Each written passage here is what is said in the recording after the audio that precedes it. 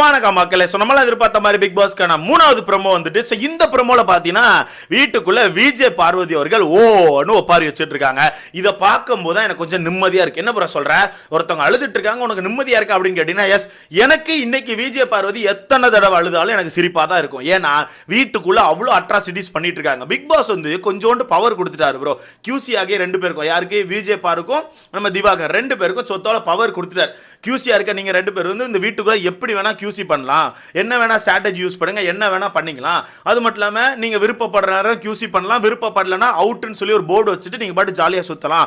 அது மட்டும் இல்லாம நீங்க அந்த பாட்டிலை மட்டும் கியூசி பண்ணக்கூடாது, அவங்க ஒர்க் பண்றாங்கல்ல அந்த ஸ்டாலையும் போய் கியூசி பண்ணலாம். அதெல்லாம் எப்படி இருக்கு, ஹைஜீனிக்கா வச்சிருக்காங்களான்னு சொல்லிட்டு நீங்க வந்து பார்க்கலாம். அவ்வளவு பவர் உங்களுக்கு இருக்கு.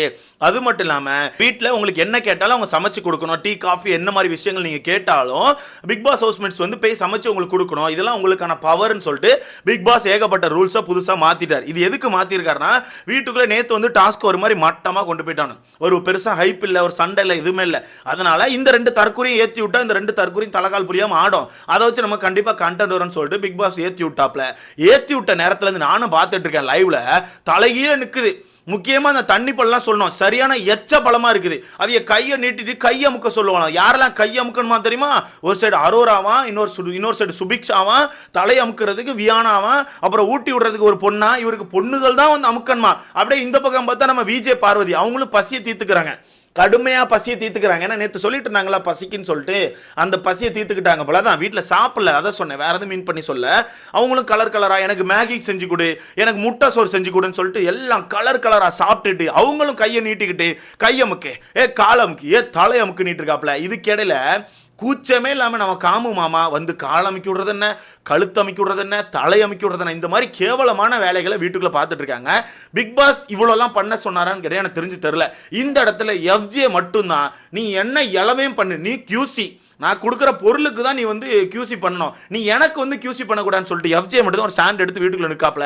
இதுக்கான ப்ரோமோ தான் மூணாவது ப்ரோமோ. ஓகேவா, என்ன நடந்திருக்குன்னா வீட்டுக்குள்ள நம்ம விஜே பார்வதியும் திவாகரும் வந்து எல்லாரையும் போட்டு வேலை வாங்கிட்டு இருக்காங்க, அடிமைப்படுத்திட்டு இருக்காங்க. ஓகேவா, அப்படி அடிமைப்படுத்தும் போது திவாகர் மட்டும் பெண்களா பார்த்து பார்த்து அவங்களுக்கு மட்டும் ஒரு மாதிரி இது பண்ணிட்டு இருக்காப்ல. ஓகே, உன்னோட பாட்டில் நான் செலக்ட் பண்ணிடுறேன், உன்னோட பாட்டில் நான் வந்து எடுத்துக்கிறேன்னு சொல்லிட்டு ஒரு மாதிரி பண்ணிட்டு இருக்காப்ல. முக்கியமா சுபிக்ஷா கிட்ட ஒரு மாதிரி பண்ணிட்டு இருக்க. அந்த தண்ணி போல ஆல்ரெடி இன்னைக்கு காலையில் ஒரு சம்பவத்தில் மாட்டினா, அதை அடுத்த வீடியோல பேசுறேன். இருக்கிறதுல கேவலமான ஒரு கேரக்டரா இருக்கான், அதுவும் சின்ன பொண்ணு சுபிக்ஷாவை பார்த்துட்டு ஒரு மாதிரி இவன் பேசுறான். அடுத்த வீடியோல வரேன். இவெல்லாம் அப்படி தண்ணி பழத்தை அப்படி ரெண்டா பிரிச்சு உட்கார வைக்கணும், அந்த அளவுக்கு ஒரு கேவலமான ஒரு ஆளா இருக்கான் அந்த தண்ணி பழம். ஸோ உட்காந்து எல்லாரையும் வேலை வாங்கிட்டு இருக்காங்க, வீட்டுக்குள்ள இருக்க எல்லாரையும் போட்டு வேலை வாங்கிட்டு இருக்காங்க. ஓகேவா, அதில் எனக்கு தெரிஞ்சு தண்ணி பழம் மட்டும் ஏதோ பண்ணிட்டாப்ல. தண்ணி பழம் வந்து நம்ம விஜே பார்க்கான பேச்சை கேட்காம தனிப்பட்ட முறையில் ஏதோ ஒரு சில முடிவுகள் எடுத்திருப்பாங்கன்னு நினைக்கிறேன். அதை ஏற்றுக்க முடியாமல் நம்ம விஜே பார்வதி குதின்னு குதிச்சிருப்பாங்க. இங்கே ஒன்று நல்லா தெரிஞ்சுக்கோங்க, இப்போ மூணாவது ஒரு ப்ரோமோ வந்திருக்குல, இந்த ப்ரோமோ இப்போ லைவ்ல நடக்க போகுது. இது வேற சண்டை.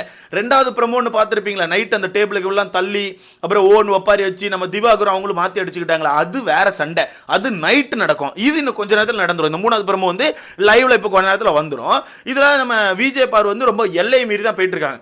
கேட்டா கியூசி பவர் இருக்குன்னு சொல்லிட்டு ரொம்ப எல்லையை மீறி போயிட்டு இருக்காங்க, எல்லாரையும் வேலை வாங்கிட்டு இருக்காங்க. ஓகேவா, ஸோ இதில் திவாகர் வந்து யாருக்கோ வந்து கொஞ்சம் பார்ஷாலிட்டி பார்த்துட்டார். அதை ஏற்றுக்க முடியாமல் நம்ம விஜே பாரு கொந்தளிக்கிறாங்க. அதை எனக்கு தெரிஞ்சு வீட்டுக்குள்ளே இருக்க எல்லாரும் சேர்ந்து கிண்டல் பண்ணியிருப்பாங்கன்னு நினைக்கிறேன். இங்கே பாரு, திவாகர் தான் நல்ல மனுஷன், கரெக்டாக கியூசி பண்ணுறாரு, இந்த விஜே பாரு வந்து வன்மத்தில் சுற்றுதுன்னு சொல்லிட்டு எல்லாரும் சேர்ந்து அடிச்சிருப்பாங்க. அதை ஏற்றுக்க முடியாமல் கத்திக்கிட்டே வெளியே போகிறாங்க. கத்திக்கிட்டே வெளியே போயிட்டு சோஃபாவில் உட்காந்து சோஃபாவை போட்டு அடிச்சு உடைக்கிறாங்க. ஓன்னு சொல்லிட்டு உடச்சி அழுது நம்ம திவாகரை பார்த்து சொல்கிறாங்கன்னா, புரிஞ்சிக்கவே மாட்டியானா, ஏன்னா இப்படி இருக்க, ஒன்று சொன்னால் புரிஞ்சுக்கோனா, ஏன்னா இப்படி இருக்குன்னு சொல்லிட்டு அந்த சோஃபாவில் உள்ள பில்லோவை எடுத்து போட்டு அடின்னு அடிச்சுட்டு இருக்காங்க.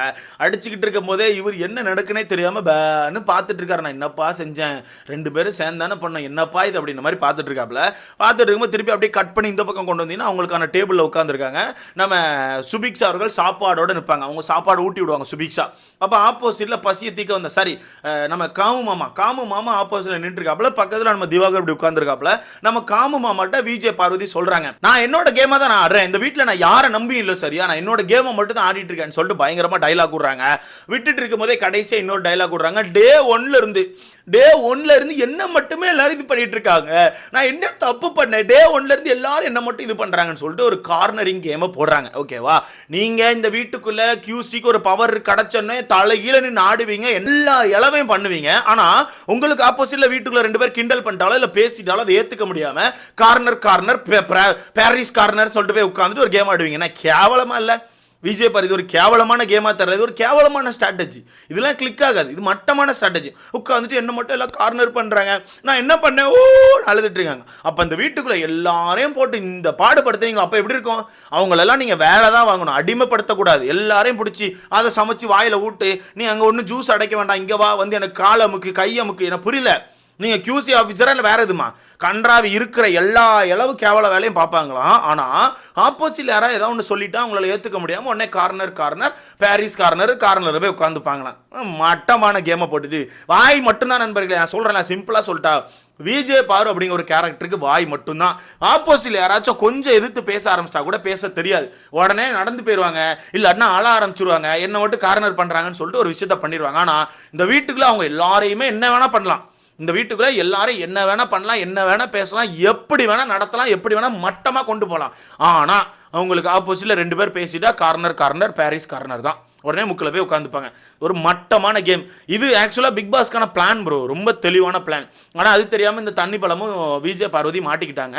பிக் பாஸ் வந்து முடிவு பண்ணிட்டார், கேம் ஓகே போயிட்டு இருக்கு. அப்போ யாரை ஏற்றி விட்டா இந்த கேம் சூடு பிடிக்கும், யாரை கிண்டி விட்டா இந்த கேம் சூடு பிடிக்கும்னு பார்த்துட்டு கியூசி 2 பேருக்கும் பவரை தூக்கி கொடுத்துட்டாங்க. இவங்க நினைச்சா என்ன பண்ணிருக்கலாம் தெரியுமா? ஓனர்ஸ் எல்லாம் கூப்பிட்டு, ஓனர்ஸ் நீங்க கியூசி கொடுக்கும்போது உங்களோட உரிமை நீங்க எடுத்து அங்க பேசலாம். எப்படி உங்களுக்கான உரிமை நீங்க அந்த இடத்துல பேசலாம். பாட்டில் ரிஜெக்ட் பண்ணா ஏன் ரிஜெக்ட் பண்ணீங்கன்னு சொல்லிட்டு 4 கொஸ்டின் கேளுங்க, அங்க நின்று சண்டையை போடுங்கன்னு சொல்லிட்டு பிக் பாஸ் நினைச்சிருந்தா ஏத்தி விட்டுருக்கலாம். ஆனா இவங்க எல்லாம் போய் சண்டை போடுவாங்களான்னு கேட்டீங்கன்னா இல்ல. டீலக்ஸ் ரூமை பொறுத்த வரைக்கும் அவனை சண்டை போட்டுக்க மாட்டானோ. அதனாலதான் ரொம்ப தெளிவா விஜய் பார்வை பிக் பாஸ் ஏத்தி விட்டார். விஜய் பார்வை அது தெரியாம நம்ம கையில தான் பவர் இருக்குன்னு நினைச்சிட்டு ஏதோ பண்ணிட்டு இருக்காப்ல உட்காந்து. பார்க்க கன்றாவியா இருக்கு, சொல்ல போனா பார்க்க கன்றாவியா இருக்குது. உங்களுக்கு நிறைய பேருக்கு ஆனா பிடிச்சிருக்கு. விஜய் பார்வதி தண்ணி பழம் உட்கார்ந்து பொண்ணுங்களையும் பசங்களையும் மாத்தி கையமுக்க சொல்றது, ஊட்டி விட சொல்றது, இந்த விஷயங்கள் மேபி உங்களுக்கு பிடிச்சிருக்கலாம். எனக்கு பார்க்கும்போது ஏதோ கன்றாவியா இருக்கு. இந்த தண்ணி பழத்தெல்லாம் உட்கார வச்சு இந்த கடல் கண்ணி மாதிரி உட்காந்து ஊட்டிட்டு இருக்காங்க. வேற ஏதாவது சொல்லியிருப்பேன், கடலுக்கு கண்ணிக்கு பதிலாக வேற ஏதாவது சொல்லியிருப்பேன், பட் வேணான்னு சொல்லி விடுறேன். ரொம்ப மட்டமா போயிட்டு இருக்கு அப்படிங்கிறது உண்மை. ஓகேவா? ரொம்ப மட்டமா போயிட்டு இருக்குது. ஸோ அந்த வகையில் அவங்க அழுது ரொம்ப நல்லது, எனக்கு பிடிச்சிருக்கு. நைட்டு இன்னும் கொஞ்சம் நல்லா ஒப்பாரி வச்சா ஜாலியாக இருக்கும், நல்லா ஹாப்பியாக தூங்குவேன். நல்லா ஒப்பாரி வைங்க, உருண்டு அழுங்க, பிறண்டு அழுங்க, அது உங்களுக்கு தேவை தான். பட் இன்னைக்கு ஆட்டம் போட்டுட்டு இருக்காங்கல்ல இந்த 2 பேர் தான் நைட்டு சண்டையை போட்டு உருளுவாங்க மாற்றி. ஆனால் இந்த 2 ஒன்றும் சொல்றதுக்கு இல்லை, சண்டையை போட்டு உருண்டாலும் 10 நிமிஷமே அண்ணே செல்லோ அப்படின்னு சொல்லிட்டு 2 மாற்றி பேசிட்டு இருக்கோம். ஸோ இவங்களை திருத்த முடியாது அப்படிங்கிற நமக்கு தெரிஞ்சு வச்சுருந்தான். ஸோ பார்க்கலாம் என்ன நடக்குன்னு சொல்லிட்டு. நீங்கள் சொல்லுங்க கைஸ், நீங்கள் கண்டிப்பாக லைவ் நிறைய பேர் பார்த்துட்டு இருப்பீங்க. வீட்டுக்குள்ள அவங்க பண்ணுற விஷயங்கள்லாம் உண்மையாகவே உங்களை என்டர்டைன்மெண்ட் பண்ணுற மாதிரி இருக்கா, பார்த்து ரசிக்கும் தன்மையாக இருக்கா, இல்லை ஒரு மாதிரி வெறுப்பாகிற மாதிரி இருக்கான்னு சொல்லிட்டு மறக்காம கமெண்ட்ல போடுங்க. என்ன கேட்டால் ரொம்ப வெறுப்பாகுது. ஏன்னா யாரையும் பேச விடாம தான் பெரிய வாம்ஃபயர் மாதிரி ஓன்னு கத்துறது ஒரு மாதிரி வெறுப்பாகுது. கேமரா ஓ அப்படின்ன மாதிரி கிடந்து கத்திக்கினே இருக்காங்க. மண்டக்கிற்காக தான் செய்யுது. சுத்தமாக எனக்கு இது வந்து பிடிக்கல. ஏன்னா அவங்க ஒரு ஓனர், ஒரு ஜூஸ் கடையோட ஓனர். ஜூஸ் கடை ஓனரை போட்டு கையமுக்கு காலமுக்கு வாங்குறது வந்து ரொம்ப தப்பாக ஃபீல் ஆகுது. கியூசி எந்த ஒரு கியூசியும் இப்படி பண்ண மாட்டாங்க. கையமுக்கு காலமுக்கு சாப்பாடு எடுத்துகிட்டு வா, ஊட்டி விடு, இந்த மாதிரி விஷயங்களை பண்ண மாட்டேன். டீ காஃபி கேட்கலான்னு போட்டிருக்கு, அதுக்கு இப்படியா பண்ணுவீங்க? ஸோ இந்த அழுகை தேவையான அழுகை தான். பட் நைட்டு அந்த கார்னர் கேமை மாற்ற ட்ரை பண்ணுவாங்க. பட் மக்கள் உஷாராக இருக்காங்க. இந்த பாய்சனுக்குலாம் கார்னர் கேம் வந்து செட் ஆகாது, மக்கள் கண்டுபிடிச்சிருவாங்க. ஸோ உங்களுக்கு கணக்கருத்த மறக்காம கமெண்ட்ல போடுங்க. அடுத்த இந்த கேவலவாதிகள் 2 பேர் இன்னைக்கு ஒரு சம்பவம் பண்ணியிருக்காங்க. 18+ தான், அதை அடுத்த வீட்டில்